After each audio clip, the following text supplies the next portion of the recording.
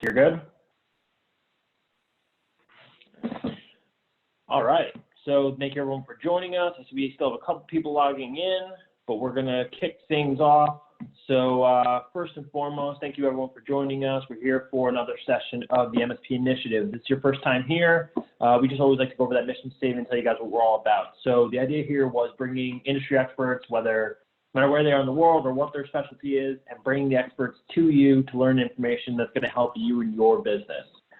This week, I'm actually proud to be joined by George Bardissi, CEO and owner of both bvoip and Bardissi Enterprises. So George is an MSP. He grew out of this space, starting his business back in 2000. He's been through all sorts of shifts over the years. But the one unique thing that he's had in both of his businesses, furthermore, when he broke out bvoip in 2014, is a majority of his workforce has always been remote. So when I thought of who am I going to talk to about how they're tracking their employees, how they're working with their employees on a day-to-day basis, George has been an expert in this space for a long time. So very happy to have George here with us. Happy we could have him take some time out of his day to join us. So he's got a couple things that he wants to go over and how he's measuring the productivity in the remote workforce and some tips and tricks for you guys. So George, I'll kick it over to you. Yeah, absolutely. Appreciate that, Alex. So George Bardissi, President and CEO of bvoip. bvoip came from an MSP. It's still an actively running MSP outside of here in Philadelphia area. Back in 2005, we shifted from, in my MSP, a physical location where everybody had to drive to a specific place into work from home. So think about that. This was before 2008 financial crash. This was before some of the more popular, web meeting and collaborative tools really kind of picked up. And part of the reason we did that was just really being able to attract talent that we were looking for to our team without constricting yourself to a specific city, metro, whatever. IT is a very competitive field. Even more recently, pre-coronavirus land, when the economy is roaring, there's just a lot of candidates. There's not a lot of candidates for a lot of jobs. So being able to work remote this whole time is really kind of, fine-tune what we do remotely. I'm just going to give you some of my feedback. Alec, feel free to join in. I'm sure everybody has a different take on this. This is just my particular take. So first, things first, not just the sports show. Everyone is not able to work at home productively. We've run through many people in many categories that just could not figure out how to work from home productively. Whether they just couldn't, it's a psychological thing, right? They're not in an office, they're at home, and all of a sudden, you're just not in a position where, you can really understand how to section off yourself, so that you're not at home, you're at work, right? Psychologically. So I borrowed this from Polycom. They actually created an infographic, if you would. It's in PDF format. We'll send this webinar link out so everybody has these. But basically, there's different personalities where you can be super productive at home and be an awesome, worker, or you're just a train wreck. And I've seen both. I've experienced both.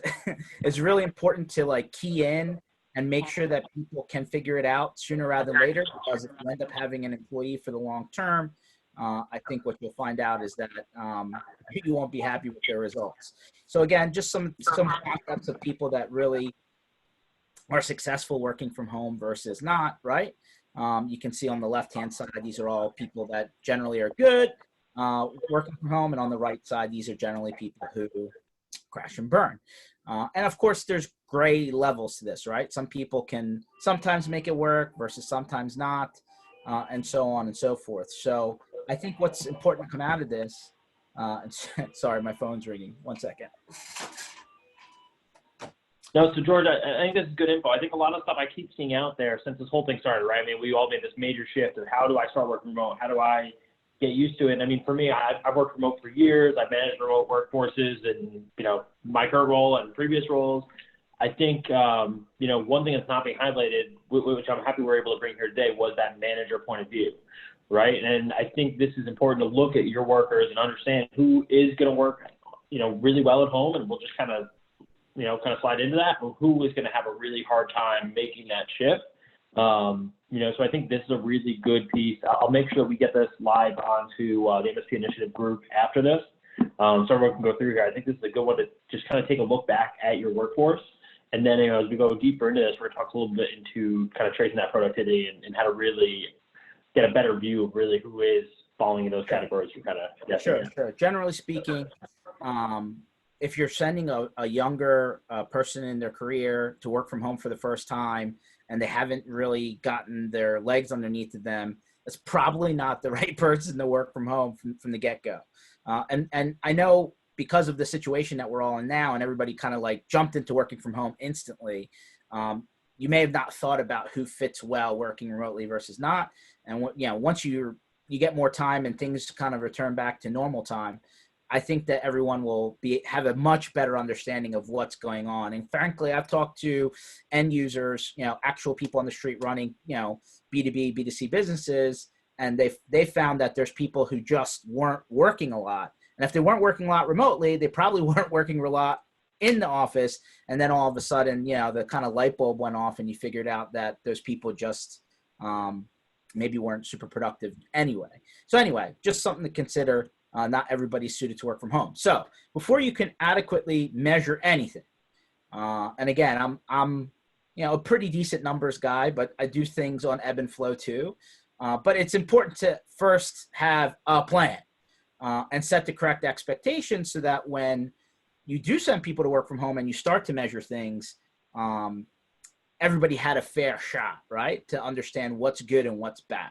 I mean, I think most people who have been in, in the industry and work professionally understand that work has to get done well and in a timely standpoint. But I think what people tend to forget is if you don't draw boundaries, things can really fall off the rails a little bit. And so it's important to set the expectations, right? What happens with customer meetings, phone calls, projects that need to be completed, and what time frame? How many meetings occur? How do meetings occur with your customers remotely? How many per day? Emails, so on and so forth, right? I mean, everybody's system is a specific, it's usually specific to their industry, but I'm just generally taking a wide scale. Have you identified the goalposts for your employees? And so you really need to have, if you haven't, and I totally get, if you send people to work from home because of the current situation and you did not have time to create this, totally understand. You should still go back and do it, meaning to create a work from home policy. Now, in both my MSP that I started and then bvoip that came from the MSP, we're always remote, right? So our general business has always been this, right? We didn't need to create a separate work from home policy because that's how our business operates. But ultimately, you should create a work from home policy if some of your people work from home and then some people work from the office and they shift vice versa and so on. It's not too late. It's never too late to do this. So, of course, I put a little link here for you, but this is an example of the things that you should put in your work from home policy. And draw it up, line it up, either make it a separate thing or put it into your employee handbook. But this really draws the boundaries, the lines, and just to make sure everybody's on the same page. I feel like if you don't do this from the outset, or if you don't install it at some point, and then you begin to try and measure performance, it's going to be like this, right? Your expectations here, the results are here, there's a mismatch, and that generally leads to not so happy conversations. So rather just get everybody on the same page right away. So that's a great template to work from, at least to get an idea of what's going on. Again, I'm not an HR guru, just making suggestions. And then this is really important because I think this topic is where things have really maybe gone off the, off the rails. Just because you send somebody to work from home doesn't mean that they shouldn't have the right equipment. Especially when all of these people, especially students working from home, and then the parents have to work from home, or now there's multiple people, maybe they don't even have kids that are now working from home together in separate parts of the, apartment house, whatever. So it is super duper important to make sure that your employees have the right pieces to work from home, right? So what do I mean by that? You should, if you can, Again, not employment guru, but employment law always goes this way. Not and even from outside of that, right? I think it's even outside of that, it's more about making sure that people have a dedicated device to work from because they're not sharing, right? So, dedicated company computer. Some people like literally ripped out their desktops from their offices and took them home, and some people, issued laptops, or some people just already had laptops and stuff like that. So, I see some chats coming through here, so let me just keep that on my screen. 1 second. I'm honored, man. Cool. But no, I mean, George, I one of the things that you've always kind of drilled out that has been really good is just the idea of over communication, and a lot of these tools facilitate that, which is great. I think the other end of things that you've done really well with your remote companies is just kind of getting to that average routine, right? Of, hey, every day it's a quick check-in call, just see where people are, what they need. Those kind of pieces I think are really important. And I think all these tools facilitate it. You're right. I mean, I think none of us ever thought or prepared for what's happening right now. The idea of people literally ripping the desktops out of their office was a really real factor. Some companies were a little more prepared. They had people who were on the go. Totally 100%. I think part of the reality is that some people need to expect that certain organizations prepared some of their workforce to work from home and then maybe the rest didn't. And so I think it's important to make sure they have all the moving parts, right? Don't give them just one monitor. Everybody at least, I'm sure, has adopted dual monitors, especially if you're working, having a static office environment. To make sure that at least have two. The productivity has been measured 1,000 times that the second monitor really helped. Again, not to be biased, but I'm a fan of a dedicated VoIP phone. That's my preference. If my computer blows up, the phone's still running, vice versa. But at the end of the day, if you're going to go soft phone app, then it's really important to have a good soft phone app, right? The headset, it's super important. Again, quality is important. Don't skip out on that, especially if they're going to be using that across multiple platforms. Of course, now with video collaboration, strong webcam is important. If it's built into the computer from 10 years ago, it's probably not going to be super good. So make sure that you have something that's close to HD quality or better. This is a cool little add-on that I like to recommend, right? Just because not everybody is in a place where people realize they're on a web meeting or on a phone. Basically some sort of lamp, or we call it busy light tool. Which basically is like a recording studio light. Lets people know that you're actively in a call, in a meeting, in a web session, video chat, whatever, so that other people that are in your house or wherever you're working from know that you're busy. May not be super obvious, right? Because everybody's got their headphones in all the time or whatever, but I think that's really important, right? So you don't have people walking in on your meetings unnecessarily. Not that you don't want people jumping in on the backgrounds. Chat tools. I mean, there's a ton of them out there. I'm going to reference some in this presentation, but it's super important, right? Just on the fly comments. Everybody's texting forever, but obviously that applies inside the team business wise. Web meeting apps, again, we'll touch those. Several popular ones, but I think some people are more fond of this format, right? Video, and some people don't like video. They'd rather just do a phone call. But you got to be prepared for both. Of course, your regular tools, right? Docs, ERP, CRM, ticketing systems. And then lastly, if you need to remote access still into an office resource, that's some sort of, screen share or login, whatever. So these are just the more popular tools. Everybody's business is slightly different, but don't skimp out on your tools. If you expect your employees to be super productive at home, don't have them doing that with duct tape, Band-Aids, bubble gum, because frankly, you'll see a difference in the results. Absolutely. We did have a chat come through there. Looks like it's actually Adam Slutskin. So he's CRO over at LionGuard. Had a really good suggestion. He just said, he absolutely loves the daily huddle. He does one every day. It's just a chance for everyone to kind of just communicate, get a couple laughs in, just help everyone remember the mission and get ready for the day. So definitely good to see people out there adopting that. There's actually multiple angles to that for whatever it's worth. Some people have multiple huddles per day, just short 5-10 minute huddle. And some people have rolling video throughout the entire day for their entire team, right? So that people can ping each other and try and replicate the office environment. But yeah, I agree that there needs to be some sort of team collaborative call at least once a day. I mean, you can obviously go more if you need to. So moving on. Okay. I've set my work from home plan. I made sure my employees are, have everything they need.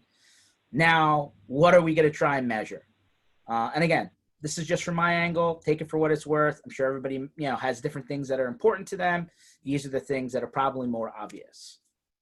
One, monitor the tools that you've just given to your employees, right? So this is an example of how Microsoft, I know 365 is, super popular these days, but creates a productivity score, for everybody and if they're utilizing their tools, right? How many times are they in their Office documents? How many times are in their collaboration tools? How many times are they into their, their OneDrives and et cetera, right? So you can actually get a score from the collaborative suites, right? Google, Office 365, to make sure that people are actually logging into the tools they need to do their job. If they're not using their tools, they're probably not doing their job.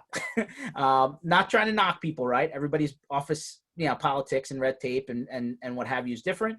But generally speaking, people would have to rely on these types of tools more working from home than not. Don't use the trick my old college professor told me, which is get a bunch of Excel spreadsheets and PowerPoints up on your screen, screenshot it, and make it your screensaver. So that every time somebody walks by your desk, it looks like you're working on something. It's a little bit different now, right? There is nobody walking by your desk. So we could actually measure if you're utilizing your tools. Secondly, and these are the collaboration web meeting apps I mentioned earlier, right? And everybody knows them: Slack, Teams, Zoom, WebEx. I mean, there's a bunch of others. These are the top 3 or 4. Each one of these, and you can see the articles I posted here, have dashboard analytics tools so that you can see how many meetings, how long, who was logged in, how many attendees. Like, ultimately, if you're giving people tools and they're supposed to be utilizing them to do their customer meetings and their huddle calls and what have you, something can track that and that's measurable, right? I'm sure you can tell somebody missed their huddle call. I'm sure you can also tell if somebody was on a scheduled meeting and then all of a sudden they said nobody showed up. But this gives you more of a holistic view across the entire team. And of course, if you have remote employees in different time zones and different continents, this is even more important, right? Because as a manager or supervisor, you're not always awake to actually see things in the motion. So these are super cool. And just to give you an idea, like this is a Zoom dashboard, for example, right? So you can see how many meetings per account, so on and so forth. And you just see it by day, by week, by month, et cetera. Just a top level overview. Next, every ERP, PSA, CRM, ticketing system, right? Whatever you're using, whether it's like Salesforce, Zendesk, in MSP space, like a lot of us are, ConnectWise, Autotask, even HubSpot, NetSuite. Every system is there for tracking purposes, right? If you're a sales team, I want to make sure that your pipeline's being filled. If you're a support team, I want to make sure that your tickets are being handled, right? So every tool has some sort of monitoring solution for this, right? So on the left, you see HubSpot, right? Engagements by rep. So you can see, hey, how many calls, emails, proposals, follow-ups, chats, whatever, right? And on the right-hand side, this is like a consolidative dashboard for your ticketing, right? How often are tickets being replied to, how quickly, how many per day. I'm sure these are stats that most MSPs have been tracking for a long time. But again, the same stuff applies now more than ever, really, because again, people's mindset changes when you go home. So are you doing more? Are you doing less? Are people working the amount of time they're supposed to be working? So on and so forth. So, again, you shouldn't have to jump through a lot of hoops to be able to track this. But most systems have some sort of tracking analytics type tool that you can actually follow. You don't have to look very hard, and you shouldn't have to really buy anything extra. I think most of them have something. Now you get into kind of our world, right? Some of the advanced tools that we like to see from a phone standpoint, especially if you're running a sales-facing team or support-facing team where their job is to field customer requests, even though, depending on your situation, your business may be shut down right now, or it could be super busy, depending on the circumstances, right? But being able to retroactively see how calls are coming in, if calls are being answered, if calls are being missed, how many calls per day, per minutes, you can actually drill down and see what's going on. And then the next thing is real time, right? Hey, am I monitoring my support and sales queues? Can I see who's on the phone actively in the moment, right? How many calls am I getting? How many calls are being missed? How many calls are waiting to get answered when I know people should be, there, available to take those calls? So when you're starting to see a lot of abandoned calls, when you're starting to see a lot of missed calls, when you're starting to see a lot of calls stacking up in queue for a really long period of time, either one or two things are happening. Everybody's in something that's taking extra long, or somebody's not there that should be there. But having that type of capability is super important, especially for real-time teams. Again, as a supervisor, being able to see calls across the entire org, across different departments, different pods, different teams, even though everybody's working at home, they're still associated with some sort of group within their business, right? So that's super important to be able to track all of that in a holistic view. And then it's also important to be able to evaluate, those calls, especially again for help desk, for example, right? A lot of MSPs running service desks, they need to randomly score calls, right? Is somebody being able to listen to those calls every once in a while and be able to say, hey, this call went well, this call needs help, this person really wasn't paying attention, what's going on? And of course, the goal for being proactive here is to make sure not only are people doing their job, but ultimately, the customers that are being serviced, are they being serviced well? And again, back to the mindset that we started off with. Some people work really well. Some people are a little bit depressed that they're stuck in the house in this Groundhog Day every day. So it's super important to be able to catch that in the moment and be able to score those, which then takes us into, I'm just full force ahead, guys. Then this takes us into still tracking customer satisfaction, right? So CSAT, customer satisfaction, or Net Promoter Score, right? These are the types of electronic surveying tools that you would send out to your customers to really understand: are things getting done? Are they happy? Are they not happy? Are they're constantly calling back, or did somebody not get back to them? Are they waiting for something and they still, are just crickets? So this is the type of stuff that's important to continue monitoring, especially even more now being remote. And the same with Net Promoter Score, right? Sending out on a not spamish way, but on a interval, right? Is it quarterly? Is it monthly? Is it biannually? Some sort of, hey, would you recommend me to somebody else, right? 1 to 10. See a couple chats coming through. Feel free to stop me, Alec. Which then takes us into nuclear monitoring. And I say this hesitantly to some degree. Again, really depends on your HR policy, your work from home policy. Is it company gear? Is it not? But nuclear monitoring takes things to a whole nother level, right? Actually monitoring each user, what they're doing on their computer, how much time per day, what sites they go to, and being able to actually track if things are productivity time or unproductive time. So you can see, there's platforms out there like this where you can effectively monitor people to a really granular degree. I say this hesitantly because nobody likes to have the feeling like somebody's over their shoulder, number one. Number two, if you're not actively utilizing this tool on a regular basis, it's almost like a security camera system. You're constantly recording, but you never go back to look at something until there's a problem. That's the wrong way if you're going to go into a tool like this. If you're going to actually utilize this productively and actually get something out of nuclear monitoring, I call it, and not get to the point where people are big brotherish and actually look at it objectively, you need to be doing this on a regular basis, daily, weekly, not, hey, I'm waiting to figure out if somebody's not supposed to be here and go backwards to try and use this as a tool. Just my 2 cents, take it for what it's worth, but these types of tools are out there, and they do allow you to track everything from web usage to how long they're on their apps, how long that they're logged into certain web pages, and then you can track, were they on their break, or were they putting in their hours per day, or did they start late, or did they go home early, right? I mean, I know all that's a little bit different now that everyone's working from home, but this is the type of stuff that really takes things to a, what I call a nuclear level. And then one of the coming towards the end of, kind of my things to monitor or measure, right? Employee engagement, right? There's a lot of tools out there where team members can recommend other team members, right? So we have the tools where, customers can say, hey, George did a really good job on this service ticket, or I really appreciate, Alec for going the extra distance because he contacted me back at 8 o'clock at night and I was in a jam. Great. That's customer to vendor. Now you have employee to employee. Hey, Alec, jumped on this call with me on the fly. I was really struggling and he helped me out. Or, hey, George went out of his way to wish me a happy birthday and give me a card, whatever it may be.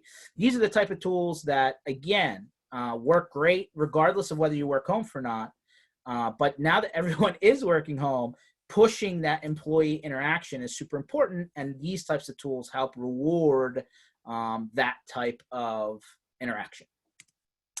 And then I come back down to just the eyeball test, right? And it's really coming to the end of my formal presentation. Just like it's the quarterback test, right? Hey, that guy's just not really good. I see Patrick raise his hand. Alec, if you can see if he chatted in. Some people are just not really good at specific things, right? So as a manager or a team member or a supervisor, just monitoring, hey, are people late to calls? Are they late to meetings? Are you having to wait for people to come in constantly? Why is that? How quickly are the, one-to-one messages getting replied back to, right? I shot you an email. I shot you a chat. I shot you a text. Are you getting back to me timely? Or am I waiting a half a day or next day to get a response? I hope not. How collaborative are they on huddle calls to the point earlier, right? Those calls are meant to be interactive. If it's crickets, why is that? Or if some people are, super collaborative and then other people's aren't, is it a personality thing, or are they just in the background on, with the phone off to the left while they're doing something differently? And lastly, are people readily available? Everyone's working from home. Hey, listen, nobody wants to be like totally over everyone's shoulder. Hey, you're taking lunch from, 12:01 to 12:59. Totally get that people need breaks, and that's cool. But are they actively and readily available? If not, if you're having to constantly chase after someone, why is that? Are they just super busy on something, or are they just not working from home well, or are they distracted somehow? But anyway, that was, and again, I did that in about 29 minutes and I just zoomed through that, no pun intended, but these are the types of things that you need to monitor or should consider monitoring. Maybe not everybody wants to check and follow up on those types of things, but when working from home, and again, what we've seen with our teams, a combination of all of that stuff in conjunction with the eye test really give us a 360 view. Right. And that really gives us an understanding on if people are, really figuring it out, or if they're just not good working from home, which after this is all said and done may make it, some businesses are going to be able to flex, right? There's some businesses that are going to realize that work from home actually does really good for them. And then, they're going to realize that certain people just can't do that. And how does that, now correlate into the plan moving forward? What do you think, Alec? I think that was good. I think it was really good. I think there's a lot of uncertainty, and I think you hit on, you went from the HR perspective all the way through to the tools, so these are really important. I think we have. Uh-oh, you're muted there, Alec. Sorry about that. Looks like you're muted on me. So I think that's obviously a huge change for a lot of us. So it's good to see a different perspective on different ways we can go about this, different ways we can manage it. I know we did have a raised hand, so I don't see any questions currently. So what I'm going to do is, if everyone's happy with it, I was going to say we can actually go ahead and we could allow people to talk. So people could throw in some questions. So Patrick, I'm going to go ahead and unmute you. If you want.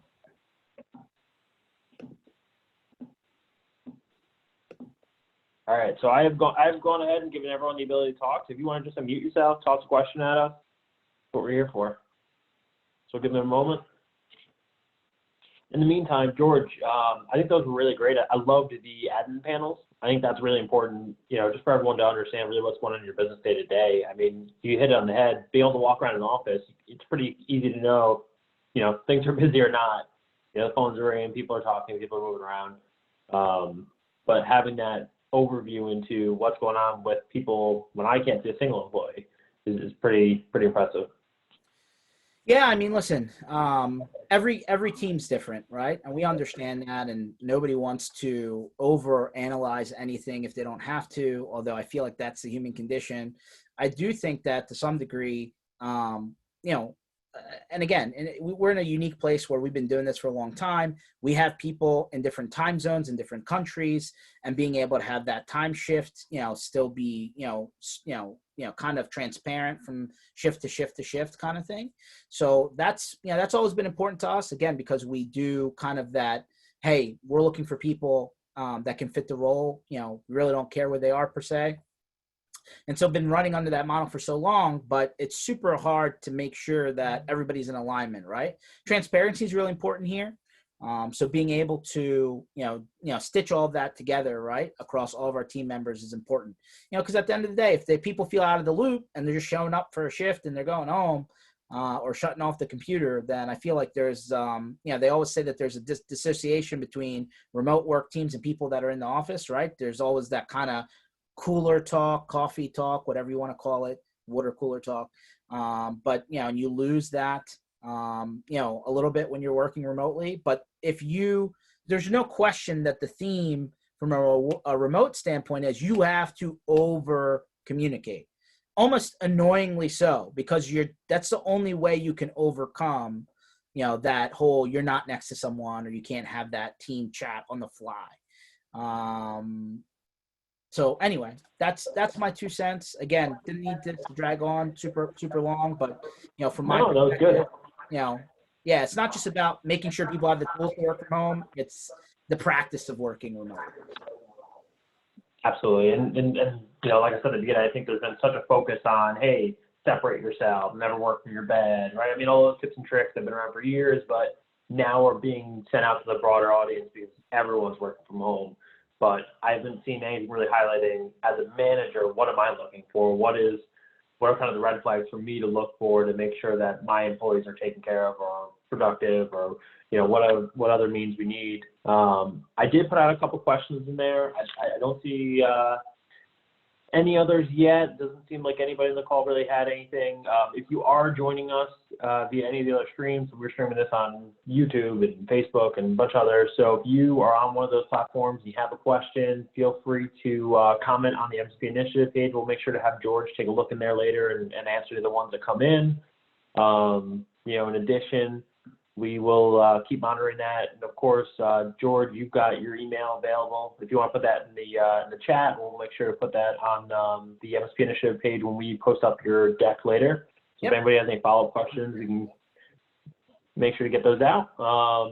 George, I don't know if you want to tackle some of those questions that I put up, or if you want to start to wrap everything up a little bit early. Up to you. Yeah, some of the questions you put up, people concerned about managing their workforce. I'm sure there are people that are, if they definitely haven't done it before. There is just a different dynamic with managing remote teams and people that are in front of you every day. So at the end of the day, I think it's just, you got to get your feet into the pool and really get into it and figure it out. Or maybe you're just not, suited, right, to totally overwhelm the team, right? And when I say, hey, there's this over communication that needs to happen, there's a tipping point to that too. So there needs to be a fine line balance to that, so that people are not annoyed versus actually getting something out of it. And then, generally speaking, the things that we always hear are, or more, HR legality issues to some of the things that I mentioned today. Right. And that really comes back to, you working with your HR person or department or lawyer, if you're a one man, or small shop, and really just understanding the policy. It's all about notification and acceptance. Right. So if you explain, that's why I said you need a plan, and you need to kind of get all of those ducks in a row. And then people need to understand it so that you can properly measure, right? It's kind of not fair if you're listen, if somebody's totally not doing their job, it's one thing. But to some of these, some of these things that I mentioned, especially if you go really nuclear with the level of monitoring that you do, it's all about just making sure that that stuff's buttoned up from a handbook standpoint, and then that's agreed upon, so that everybody understands what's happening coming into it, right? But I think there's also a human component to this, right? Nobody wants to be afraid all the time. The people that generally do their job don't care because, they don't have to hide anything. But the people who are sometimes winging things are like, a little bit, skittish, and maybe it's just more of a privacy concern. The reality is that, hey, nobody here in the workforce from an employment standpoint wants to be in such an overarching, I'm watching everything you're doing, that, people are hesitant to do their jobs. So again, that's more of an HR thing falling into the personal human being thing. But I do think that it's important to, instead of the annual review, this is just, kind of parting 2 cents out of my head, sort of the annual review where you wait till, because you have to do them kind of thing. I really think that you should be, especially with remote workers specifically, depending on whether everybody goes back to an office or not. But for remote workers, you should be doing those reviews way more frequently, right? Quarterly, maybe. I'd say monthly, maybe too much, unless it's a newer employee and you're just trying to make sure that they're the right fit. But at the end of the day, you should be doing those reviews more frequently because there's just a different level of expectation and, coordinatedness with people working remote. There just is. So the more that you actually are progressive about that, the better off you're going to be in the long run, so that everybody actually gets it. And then, last thought out of my head, before, we close this up is, hey, the remote teams are great, because they usually, if you get the right people and everybody's on the same page and you're all speaking the same, thing, and you're on the same wavelength, a lot of work gets done, which is great. But at some point, you should plan to get those people together in person. I don't care if it's every 6 months, every year, every quarter, depending on, all sorts of different factors. And once obviously travel opens up, based on the current circumstances, but I really feel like those, kind of get together periods kind of build a different level of stickiness between everybody, right? So I know a lot of people do the, the beginning year kickoff stuff. Some people do mid-year stuff, right? Or, kind of take their team, and then there's like President's Club, and there's all sorts of different, ways to get people to be rewarded. But just generally speaking, all of that aside, bring your teams together, sometime throughout the year, even if you have to fly them into a place. Because those 2 or 3 or 4 days will actually build a pretty cool rapport that you may ultimately miss if everybody never connects at some point. Absolutely. So first of all, thanks, George, for joining us. That was awesome, and appreciate the hour of your time to jump in here and talk with us and give some good knowledge out there. Obviously, having the unique background of 2 companies running remote is pretty impressive. So it's good to get that perspective in here, and a lot of good tools. So again, we're going to make sure that all that info makes it over to the MSP Initiative Facebook group. We are also going to, obviously, we filmed this all live and streamed it over there. So we'll make sure that that is all recorded on there as well. And then finally, I do want to invite everyone. We're going to be back here on Thursday, 1 p.m. Eastern time, same time every week. So Tuesdays and Thursdays recurring.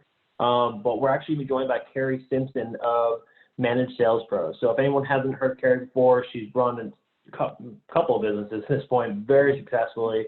So she is kind of the go-to in the space if you want prospecting. So if you are looking for somebody that can talk to you on how to cold call, especially in this weird time, she's going to do sales prospecting through a crisis. So definitely should be an interesting session. Looking forward to it. So again, that'll be Thursday at 1 p.m. Make sure to register or head over to the MSP Initiative Facebook group and get it all signed up for it. So thanks again, everyone, for joining us. Thanks, George, and we'll see everyone on Thursday. You got it.